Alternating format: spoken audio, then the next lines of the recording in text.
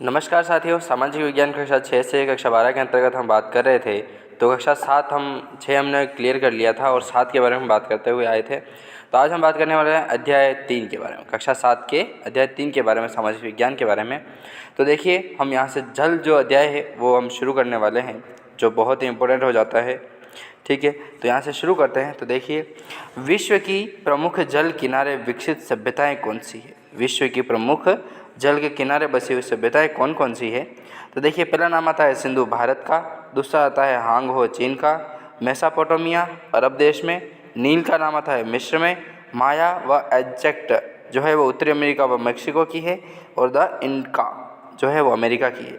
विश्व की प्राचीन सभ्यताएं जो जल के किनारे विकसित हुई थी, ये बहुत ही महत्वपूर्ण हो जाती है। ठीक है, इनमें आप देखते जाओगे तो आपको यहाँ समझ में आ जाएगा। सिंधु जो है वो देखिए यहाँ से भारत की है, तो सिंधु भारत में स्थित है। फिर बात करें तो हांग हो जो है वो चीन की हो जाएगी। ये हांग हो है सभ्यता जो है वो चीन की हो जाएगी। ठीक है, हांग हो चीन की। फिर बात करें मेसोपोटामिया की, तो मेसोपोटामिया जो है वो अरब देश की हो जाएगी। ठीक है, मेसोपोटामिया अरब देश की हो जाएगी। नील की बात करें तो मिस्र की हो जाएगी। यहाँ पर मिस्र है तो नील मिस्र हो जाएगी, सिंधु भारत की हो जाएगी। माया एग्जैक्ट जो है वो हो जाएगी उत्तरी अमेरिका व मेक्सिको की। ठीक है, उत्तरी अमेरिका जो मेक्सिको है उसकी हो जाएगी माया एग्जैक्ट। और जो इनका जो लास्ट वाली रह जाती है वो आएगी दक्षिण अमेरिका में। ठीक है, दक्षिण अमेरिका। तो यहाँ से बहुत ही महत्वपूर्ण सभ्यताओं के बारे में क्वेश्चन बनते हैं। एग्जैक्ट नॉर्मली क्वेश्चन बनते हैं, कोई ज़्यादा डीप क्वेश्चन नहीं बनते हैं। ठीक है, नॉर्मली पूछा जाता है कि इस किनारे कौन सी सभ्यता स्थित है।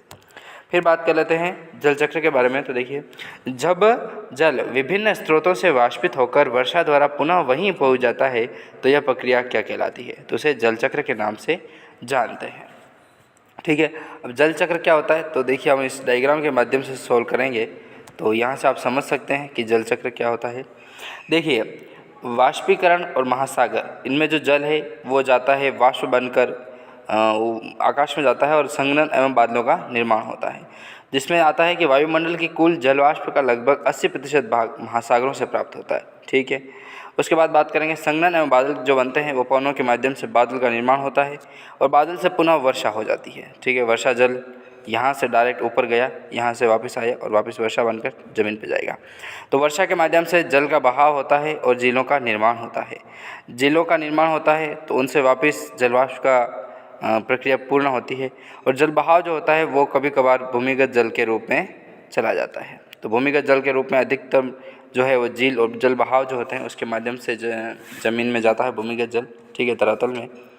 तो फिर यहीं से वापस जल बहाव के माध्यम से वाष्पीकरण होने के लिए महासागर में चला जाता है और यही प्रक्रिया वापस पुनः दोहराई जाती है।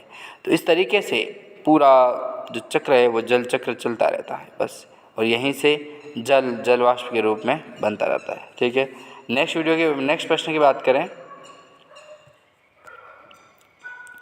महत्वपूर्ण तीसरा प्रश्न आता है कि विश्व में सर्वाधिक वर्षा वाला स्थान कौन सा है? तो वो हो जाएगा मासिनराम तथा चेरापूंजी मेघालय। ठीक है, मासिनराम का नाम धीरे धीरे कम हो रहा है और चेरापूंजी का ज़्यादा हो रहा है, तो सर्वाधिक वर्षा वाला स्थान चेरापूंजी मेघालय हो जाएगा। पृथ्वी पर मौजूद कुल जल का कितने प्रतिशत पीने योग्य भाग है? तो वो है 2.5%। विश्व की सबसे खारी झील कौन सी है? तो विश्व की जो सबसे खारी झील है वो हो जाएगी वान झील, तुर्की।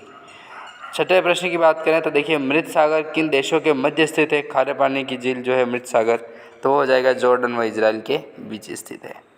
जल में खारेपन का कारण किसे मानते हैं? तो सोडियम क्लोराइड, मैग्नीशियम, कैल्शियम व अन्य लवणों के कारण जो है वो जल के खारेपन का कारण होता है। नेक्स्ट प्रश्न की बात करें तो देखिए, महत्वपूर्ण आता है कि नदी के किनारे स्थित नगर, महासागर, तट के किनारे स्थित और झील के किनारे स्थित नगर।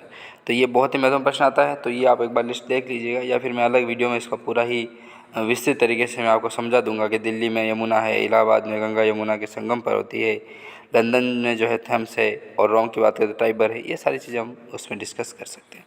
तो एक बार आप मोटे तरीके से आप एक बार इसका स्क्रीनशॉट लेके पढ़ सकते हैं। नेक्स्ट प्रश्न की बात करते हैं। 8वां प्रश्न आता है कि राजस्थान के किस क्षेत्र में फ्लोराइड युक्त जल की समस्या है? तो वो है शेखावटी और दक्षिण राजस्थान। यहाँ पर फ्लोराइड सर्वाधिक पाया जाता है जो बहुत ही नुकसानदायक होता है। फिर बात करें तो भारत सरकार द्वारा जल प्रदूषण के संकट को ध्यान में रखते हुए क्या किया गया है? तो प्रदूषण निवारण एवं नियंत्रण कानून जो है वो 1974 लागू किया गया है। गंगा की सफाई के लिए कौन सी योजनाएं भारत सरकार द्वारा चलाई जा रही है? तो गंगा एक्शन प्लान व नमामि गंगे जो हैं वो गंगा सफाई के लिए योजनाएं चलाई जा रही है। जल दिवस कब मनाया जाता है? जल दिवस 22 मार्च को मनाया जाता है। जल संरक्षण की विधियाँ कौन कौन सी है? तो देखिए, बूंद बूंद सिंचाई विधि है, फव्वारा विधि है, रूफटॉप जल संग्रहण विधि है, एनीकट निर्माण विधि है। तो ये जो है वो जल संरक्षण की विधियाँ हैं। भविष्य का सोना या नीला सोना किसे कहते हैं? तो वो जल को कहा जाता है। व्यर्थ व बेकार पदार्थ क्या कहलाते हैं? उन्हें अपशिष्ट के नाम से जानते हैं। अपशिष्ट के नाम से व्यर्थ और बेकार होते हैं। भूमि के बारे में बात करेंगे, महत्वपूर्ण प्रश्न आते जाएंगे। वन भूमि क्या होती है उसके बारे में बात करते जाएंगे। इस तरीके से हम पूरी जो भूमियाँ हैं उनके बारे में बात करेंगे। चरवा भूमि, ठीक है। तो यहाँ से क्वेश्चन सॉल्व करते हुए हम इस अध्याय को पूर्ण करेंगे। फिर 5वां अध्याय आ जाएगा वन वन्य जीव। ये नेक्स्ट टाइम हम बात करते हैं, ठीक है दोस्तों। तो मिलते हैं नेक्स्ट वीडियो में। जय हिंद।